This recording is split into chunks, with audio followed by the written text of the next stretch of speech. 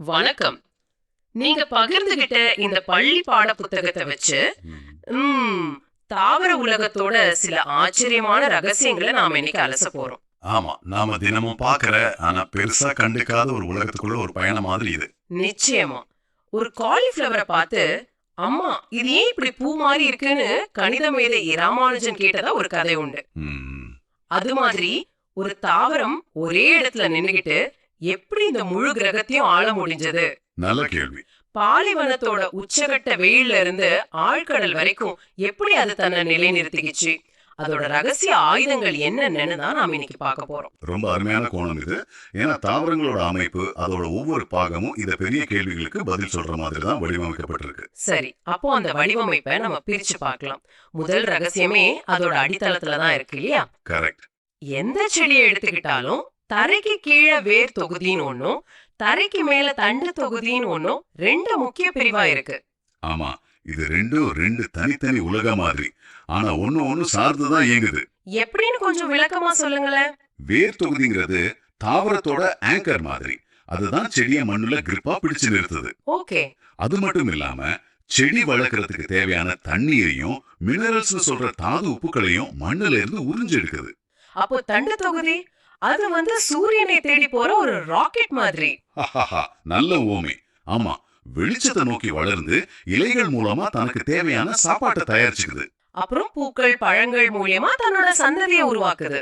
ஒண்ணு இல்லைன்னா இன்னொன்னு இல்ல. நிச்சயமா யோசிச்சு பாருங்க, வேர் எவ்வளவு ஆழமா போனாலும் அதுக்கு சாப்பாடு மேல இருந்தா வரணும். அதே மாதிரி தண்டு எவ்வளவு உயரமா வளர்ந்தாலும் அதுக்கு தண்ணி கீழே இருந்துதான் போகணும். ஆமா, இந்த பரஸ்பர சார்பு தான் இயற்கையோட ஒரு அற்புதமான சமநிலை. சரி, இப்போ வேர்களுக்குள்ள இன்னும் கொஞ்சம் ஆழமா போவோம். இந்த ஆதாரங்களின்படி வேர்கள்ல ரெண்டு முக்கிய வகை இருக்கு. ஒன்னு ஆணி வேர் தொகுதி. இதுல ஒரு மெயின் வேர் தடிமனா நேரா கீழே போகும். அதுல இருந்து சின்ன சின்னதா கிளை வேர்கள் பக்கவாட்டுல வளரும். மாமரம் வேப்ப மரத்துல எல்லாம் இதை பார்க்கலாம் தானே? ஆமா, கரெக்ட். இன்னொன்னு சல்லி வேர் தொகுதி. ஓகே. இதுல அப்படி ஒரு ஹீரோ வேர் கிடையாது. தண்டோட அடிப்பகுதியில இருந்து கிட்டத்தட்ட ஒரே சைஸ்ல ஒரு கொத்தா நூற்றுக்கணக்கான மெல்லிய வேர்கள் உருவாகும். புல்லு நெல்லு மக்காச்சோள மாதிரி செடிகள்ல இது இருக்கும். ஆமா, இதுக்கெல்லாம் நல்ல உதாரணம். இங்கதான் எனக்கு ஒரு விஷயம் ரொம்ப சுவாரஸ்யமா படுது. சொல்லுங்க. இந்த வேரோட அமைப்புக்கும் அந்த செடியோட இலை அமைப்புக்கும் ஒரு தொடர்பு இருக்குன்னு இந்த ஆதாரம் சொல்லுது. ஆணி வேர் இருக்கிற மாமர மாதிரி தாவரங்களோட இலைகள்ல வள மாதிரி நரம்புகள் இருக்கும். சரி. ஆனா சல்லி வேர் இருக்கிற நெல் மாதிரி தாவரங்களோட இலைகள்ல நரம்புகள் நேர்கோடா இணையா போகும். இது எதேச்சியா நடந்ததா இல்ல இதுக்கு பின்னாடி ஒரு வடிவமைப்பு தத்துவம் இருக்கா? இல்ல, இது தற்செயலே கிடையாது. இது இயற்கையோட ஒரு முழுமையான வடிவமைப்பு தத்துவம். அப்படியா? யோசிச்சு பாருங்க, ஒரு தாவரம் ஆழமா உறுதியா வேரூன்ற நினைக்குதுன்னா, அதாவது ஆணி வேர் மாதிரி அதுக்கு மேல இருக்கிற கட்டமைப்பும் வலிமையா இருக்கணும். ஆமா, புரியுது. அதனாலதான் அதுக்கு வலைப்பின்னல் மாதிரி நரம்புகள் கொண்ட உறுதியான இலைகள் தேவைப்படுது. அதே சமயம் சல்லிவேர் மாதிரி மேலோட்டமா பரவுற தாவரங்களுக்கு எளிமையான இணைப்போக்கு நரம்பு அமைப்பு போதுமானதா இருக்கு. ஒண்ணு இன்னொன்னு சுட்டி காட்டுது. அடா, இது சூப்பரா இருக்கே. சரி, நாம விரும்பி சாப்பிடுற கேரட் பீட்ரூட் எல்லாம் கூட வேர்கள் தானே? ஆமா, அதுவும் சாதாரண வேர்கள் இல்ல, அவை சேமிப்பு வேர்கள். சேமிப்பு வேர்களா? ஆமா, தாவரம் தனக்கு தேவைக்கு அதிகமா தயாரிச்ச உணவை பிற்காலத்துக்காக வேர்கள்ல சேமிச்சு வைக்குது. அதுதான் கிழங்கு மாதிரி பருத்து நமக்கு கிடைக்குது.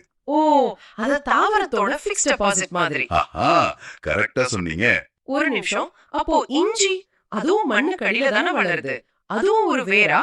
நான் இத்தனை நாளா அதை வேர்னு தான் நினைச்சிட்டு இருந்தேன். இது ஒரு ரொம்ப பொதுவான தப்பு கணக்கு. இஞ்சி ஒரு வேர் கிடையாது.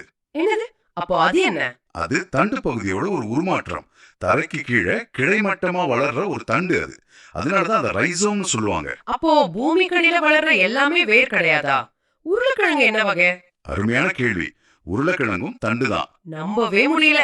இஞ்சியை நீங்க உற்று பார்த்தீங்கன்னா அதுல சின்ன சின்னதா கோடுகள் கணுக்கள் மாதிரி இருக்கும். அதுதான் அது தண்டு பகுதிக்கான அடையாளம். வேர்கள்ல அந்த மாதிரி கணுக்கள் இருக்காது. இதுதான் அடிப்படை வித்தியாசம். வாவ், தாவரத்தோட அடித்தளமே இவ்வளவு சுவாரஸ்யமா இருக்கு. அப்போ அந்த அடித்தளத்து மேல கட்டப்பட்டிருக்கிற ஒரு பெரிய தொழிற்சாலை மாதிரி இருக்கிற தண்டு தொகுதிக்கு வருவோம். சரி. அது என்னென்ன வேலை செய்யுது?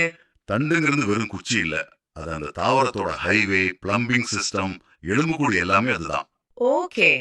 வேர் உறிஞ்சுற தண்ணியையும் மினரல்ஸையும் ஒரு பைப்லைன் மாதிரி மேல இலைகளுக்கு கொண்டு போறது அதோட முதல் வேலை. அதே மாதிரி இலைகள் தயாரிச்ச சாப்பாட்டை திரும்பவும் ஒரு சப்ளை செயின் மாதிரி செடியோட மத்த பாகங்களுக்கு கொண்டு போகுது. ஆமா, பூ காய் வேர்னு எல்லாத்துக்கும் கொண்டு போய் சேர்க்குது. சில சமயம் கரும்பு மாதிரி தனக்கு கிடைச்ச உணவை தன்னோட தண்டிலேயே சேமிச்சு வைக்குது. சர்க்கரை நிரம்பிய தண்டுதான். அது மட்டும் இல்லாம கிளைகள் இலைகள் பூக்கள்னு எல்லாத்தையும் தாங்கி பிடிக்கிற ஒரு கட்டமைப்பா தண்டு செயல்படுது. ஆமா, சூரிய ஒளி எல்லா இலைகளுக்கும் சமமாக கிடைக்கிற மாதிரி ஒரு கோணத்துல அதை விரிச்சு பிடிக்கிறதும் இந்த தண்டோட வேலைதான். கரெக்ட். அடுத்து இந்த தொழிற்சாலையோட முக்கியமான யூனிட் இலைகள். இது தாவரத்தோட சோலார் பவர்ல இயங்கும் சமையலறைன்னு சொல்லலாம் இல்லையா? கச்சிதமான வார்த்தை.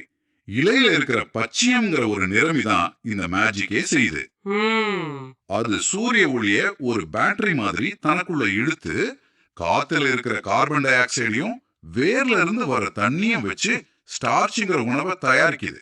இந்த நிகழ்வுக்கு பேர் தான் ஒளிச்சேர்க்கை, அதாவது போட்டோசிந்தசிஸ். ஆமா, நாம உயிர் வாழ தேவையான ஆக்சிஜனும் இந்த ஒளிச்சேர்க்கையோட ஒரு துணை பொருளா தான் வெளியே வருதுங்கிறது தான் இதுல இருக்கிற ஆச்சரியமான விஷயம்.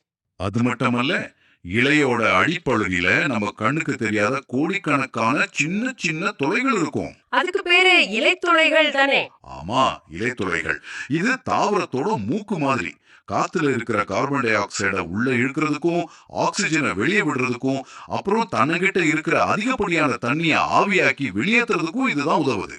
இத ஒரு பெரிய கண்ணோட்டத்துல பார்த்தா இந்த ஒளிச்சேர்க்கைங்கிற ஒரு சின்ன நிகழ்வு தான் இந்த பூமி பந்துல இருக்கிற அத்தனை உயிர்களுக்கும் சாப்பாட்டை கொடுக்குது.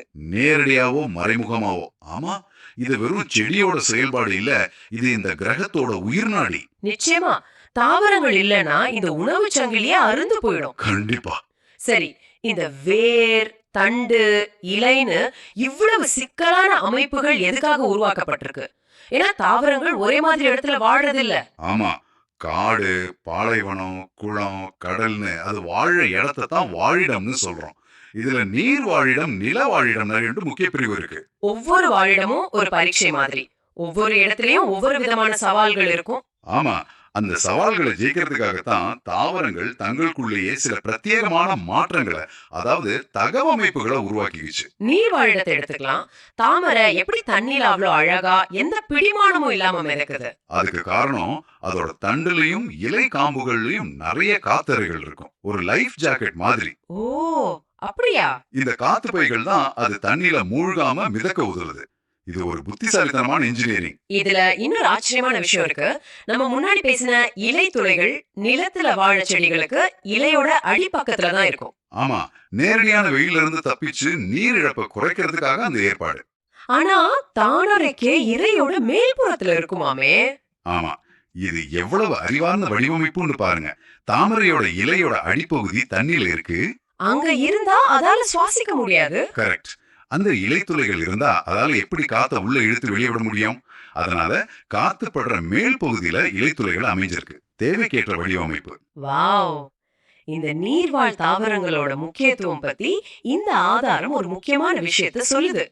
சொல்லுங்க. பூமியில நடக்கிற மொத்த ஒளிச்சேர்க்கையில சுமார் 40% கடல்வாழ் தாவரங்களான பாசிகளால தான் நடக்குதாம். இது ரொம்ப முக்கியமான புள்ளி. நம்ம பெரிய பெரிய மரங்களை தான் பூமியோட நுரையீரல்னு நினைக்கிறோம். ஆனா உண்மையில கண்ணுக்கே தெரியாத இந்த கடல் பாசிகள் தான் நாம சுவாசிக்கிற காத்துல ஒரு பெரிய பங்கு வகிக்குது. அப்போ கடலோட ஆரோக்கியம் ரொம்ப முக்கியம். ரொம்ப ரொம்ப முக்கியம். கடல் வெப்பநிலையை அதிகரிச்சு இந்த பாசிகள் அழிய ஆரம்பிச்சா அது நம்ம வளிமண்டலத்தையே பாதிக்கும். எல்லாம் ஒன்னோட ஒண்ணு இணைஞ்சிருக்கு. உண்மையிலே ஆச்சரியமா இருக்கு. சரி, இப்ப நில வாழிடங்களுக்கு வருவோம். சரி, நில வாழிடங்களை காடுகள் புல்வெளிகள் பாலைவனங்கள்னு பிரிக்கலாம். இதுல பாலைவனங்கிறது ஒரு எக்ஸ்ட்ரீமான இடம். அங்க எப்படி தாவரங்கள் தாக்குப்பிடிக்குது? பாலைவன தாவரங்கள் தான் தகவமைப்போட உச்சகட்ட உதாரணங்கள். அங்க தண்ணி பற்றாக்குறை அதிக வெப்பம் ரெண்டு பெரிய எதிரிகள். அது எப்படி சமாளிக்குது? அதுங்க சில தந்திரங்களை கையாளும். சப்பாத்தி கல்லி எடுத்துக்கலாம். ஓகே, அதுல இருக்கிற முள்ளுதான் அதோட இலைகள்னு சொன்னா நம்புவீங்களா? என்னது, முள்ளுதான் இலையா? இது எனக்கு புது தகவல். அப்போ அகலமான இலைகள் இருந்தா என்ன ஆகும்? அகலமான இலைகள் இருந்தா இலைத்துளைகள் வழியா அதிகப்படியான நீர் ஆவியாகி வெளியேறிடும். பாலைவனத்துல கிடைக்கிறதே சொட்டு தண்ணீர் தான். அதையும் இழந்துட்டா செடி செத்துடும். அதேதான். அதனால நீர் இழப்ப குறைக்கிறதுக்காகவே அதோட இலைகள் சுருங்கி கூர்மையான முள்ளா மாறிடுச்சு. அப்போ இலைகள் இல்லைன்னா அது எப்படி உணவு தயாரிக்கும்? ஒளிச்சேர்க்கை நடக்காதே. அருமையான கேள்வி. இங்கதான் அதோட தண்டு ஒரு சூப்பர் ஹீரோ மாதிரி வேலை செய்யுது. தண்டா? ஆமா, சப்பாத்தி கல்லியோட தடிமனான சதைப்பற்றுள்ள பச்சை நிற தண்டு 2 வேலையை ஒரே நேரத்துல செய்யுது. ஒன்னு, கிடைக்கிற தண்ணிய ஒரு டேங்க் மாதிரி தனக்குள்ள சேமிச்சு வைக்குது. ரெண்டாவது, அதுல பச்சையம் இருக்கிறதுனால இலைகள் செய்ய வேண்டிய ஒளிச்சேர்க்கை வேலையையும் அதுவே செஞ்சு உணவை தயாரிக்குது. இது ஒரு அற்புதமான உயிர் வாழ்வதற்கான பொறியியல். ஆக ஒரு தாவரம் வெறுமனே ஒரு இடத்துல வாழல, அந்த இடத்துக்கு ஏத்த மாதிரி தன்னை ஒரு சிற்பம் மாதிரி செதுக்கிடுது. கரெக்ட். இதுதான் தகவமைப்புகள்னு சொல்றோம். இதுதான் தாவரங்களோட கடைசி மற்றும் மிக முக்கியமான ரகசிய ஆயுதம் நினைக்கிறேன். நிச்சயமா. தகவமைப்புங்கிறது உயிர் வாழ்வதற்கான ஒரு கலை. சூழலுக்கு ஏத்த மாதிரி தன்னை மாத்திக்காத எந்த உயிரினமோ அழிஞ்சு போயிடும். தாவரங்கள் இந்த கலையில கைதேர்ந்தவை. உதாரணமா பாகற்காய், பட்டாணி மாதிரி பலவீனமான தண்டு இருக்கிற கொடி வகைகளை பாருங்க. பற்றுக்கம்பிகள். ஆமா, அதுங்க ஒரு ஆதாரத்தை பிடிச்சு மேல ஏறுறதுக்காக பற்றுக்கம்பிகள்னு ஒரு அமைப்பை பயன்படுத்துது. இதுல சுவாரஸ்யம் என்னன்னா, பாகற்காயில கோணம் ஒட்டுதான் பற்றுக்கம்பியா மாறுது. ஆனா இனிப்பு பட்டாணி செடியில அதோட இலையோட ஒரு பகுதி தான் பற்றுக்கம்பியா உருமாற்றம் அடையுது. கவனிச்சிங்களா? நோக்கம் ஒண்ணுதான், மேல ஏறுவது. ஆனா அதை அடைய ஒவ்வொரு தாவரமும் தன்னோட உடம்புல இருக்கிற வெவ்வேறு பாகங்களை பயன்படுத்துது. இதுதான் பரிணாமத்தோட அழகு.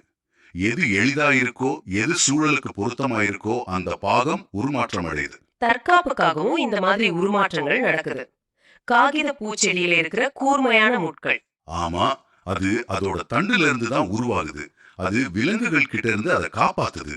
நாம முன்னாடி பேசின சப்பாத்தி கல்லியோட முள்ளும் ஒரு தற்காப்பு ஆயுதம் தான். ஆனா அது இலையோட உருமாற்றம். இதுல இருந்து என்ன தெரியுதுன்னா, தாவரங்கள் நாம நினைக்கிற மாதிரி செயலற்ற உயிரினங்கள் இல்லவே இல்ல. அதுங்க ரொம்ப சுறுசுறுப்பானவை. தேவைப்பட்ட தன்னோட இலைய ஒரு கொக்கியாவோ தண்ட ஒரு கத்தியாவோ மாத்திக்கிற அளவுக்கு திறன் படைச்சவை. தாவரத்தோட அடிப்படை அமைப்புல ஆரம்பிச்சு அதோட வாழிடங்கள், அது செஞ்சுக்கிற ஆச்சரியமான தகவமைப்புகள் வரைக்கும் ஒரு ஆழமான பயணத்தை முடிச்சிருக்கோம். ஆமா, தாவரங்கள் ஒரே இடத்துல இருந்தாலும் அது ஒரு மாபெரும் ராஜ்யத்தை நடத்துதுன்னு புரியுது. ஆமா. இந்த அலசலுக்கு பிறகு நீங்க தாவரங்களை பாக்குற விதமே மாறி இருக்கும்னு நம்புறேன். அது ஒரு மந்தமான உயிர்பற்ற பொருள் இல்ல. அது ஒரு சிக்கலான, தந்திரமான, சுறுசுறுப்பான ஒரு உயிர். இது உங்களுக்கும் பொருந்தும். அடுத்த முறை நீங்க ஒரு செடிய பார்க்கும்போது, அது உங்க வீட்டு தொட்டியில இருந்தாலும் சரி, பூங்காவுல இருக்கிற மரமா இருந்தாலும் சரி, உங்க தட்டுல இருக்கிற காய்கறியா இருந்தாலும் சரி, ஒரு கணம் யோசிச்சு பாருங்க. அதோட வேர் ஆணி வேரா இல்ல சல்லி வேரா? அதோட இலையில இருக்கிற நரம்புகள் வளை மாதிரி இருக்கா இல்ல நேர்கோடா போகுதா? அது உயிர் வாழ்றதுக்காக தன்னை எப்படி மாத்திக்கிட்டு இருக்கு? இந்த கேள்விகளை கேட்டீங்கன்னா நீங்க பாக்குற ஒவ்வொரு செடியும் உங்களுக்கு ஒரு புது கதையை சொல்லும். அருமையா சொன்னீங்க. நிறைவா உங்களை சிந்திக்க வைக்கிற ஒரு கேள்வியோட முடிக்க விரும்புறோம். சரி. இந்த ஆதாரங்களின்படி நிலத்தாவரங்கள் சுமார் 470 மில்லியன் ஆண்டுகளுக்கு முன்புதான் தோன்றுச்சு. ஆமா, அதாவது பூமியோட வரலாற்றுல கிட்டத்தட்ட 90% காலம் நிலப்பரப்பு வெறும் பாறைகளும் மணலுமா உயிரே இல்லாம இருந்திருக்கு. அப்போ ஒருவேளை பாசிகள் மாதிரி நீர்வாழ் தாவரங்கள் தண்ணிய விட்டு நிலத்துக்கு வரவே இல்லைன்னு வச்சுக்குவோம். அப்படி நடந்திருந்தா இந்த உலகம், இதோட வளிமண்டலம், ஏன் நாம சுவாசிக்கிற காத்து, மனித இனத்தோட பரிணாமம் கூட எவ்வளவு வித்தியாசமா இருந்திருக்கும். இத பத்தி சிந்திச்சு பாருங்க.